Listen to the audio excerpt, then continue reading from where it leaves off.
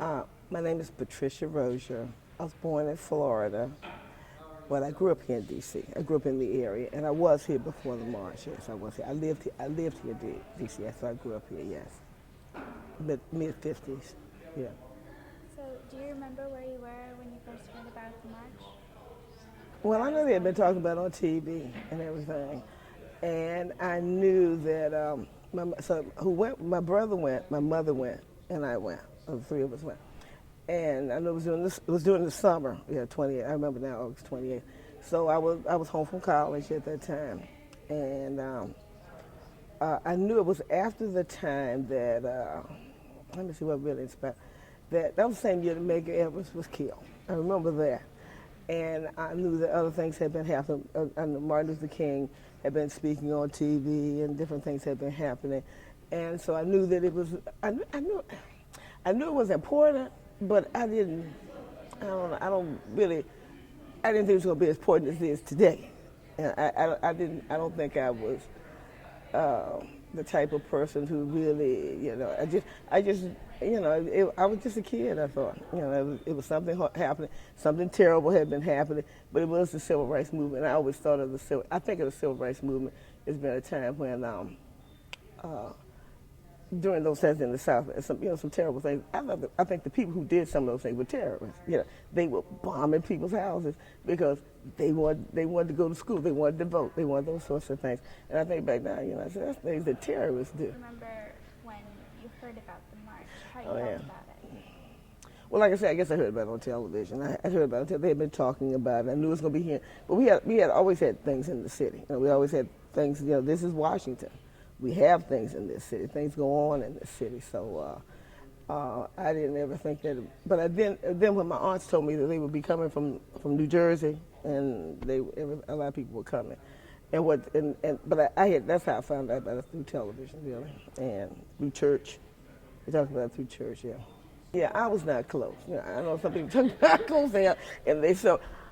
I didn't see anybody but those who were around. I didn't see Marlon Brando, who I like so. I didn't see Harry Belafonte. I didn't see Martin Luther King. I didn't see anybody. I was too far back. We were halfway to the reflecting pool. That's where we were, and we could hear people clapping. We could hear people clapping. That was before jumbotrons and all that kind of stuff like that. So I didn't see anything, but we did hear it, and it's the part of. I think it's just a part of just knowing that I was a part of it. And what makes me say that now, I met some young people about your age who said they were going to the inauguration for Obama this time past. They said, I said, but she said, I know it's going to be a lot of people. I know I'm not going to get close. I'm not going to sit. I said, why? She said, just the point of just being there, just the idea. And I kind of think, yeah, that's the way I kind of feel. I didn't see anybody. I didn't see any of the, organized. There were some very famous people there. It's just the idea that I was there, and I was glad that I went, and I was glad that I did not stay home.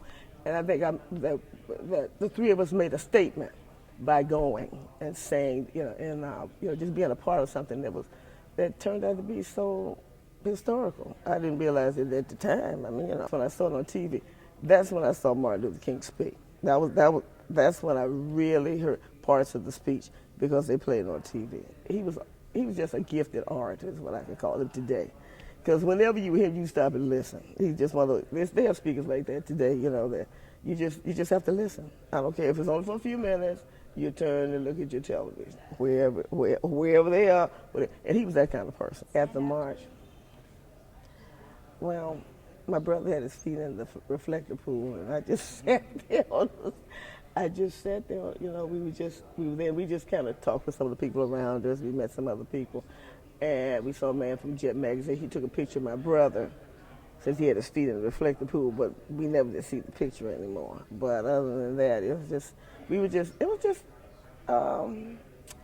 it wasn't an angry march. We weren't angry or anything. It was just like being a part of something. It was an outing. We marched, and it wasn't. I think we were supposed to. If people were chanting anything, I don't remember that. I can't remember. All that is, I had my little sign and everything, but it was really peaceful, and there's been some marches here in D.C. that's been very angry, a lot of people saying a lot of things, and everything. But people just marched, and they had their little. Some people had. I can't even remember where I got that little pin up from. I don't know if I bought it. I probably bought it. I guess maybe somebody gave it to me. I can't remember. But yeah, that's what it was. And what is on the pennant? It was. I was there. Then they had the day, they had the August 20th, 1963. I was there. March on Washington. I think that's what it had. I was never afraid of that. I was never afraid of speaking my mind ever. Yeah, I think one thing I agree with Martin Luther King. If you don't stand for something, you'll stoop to anything, and you have to stand up for what you really believe in. I really believe in that. I really do.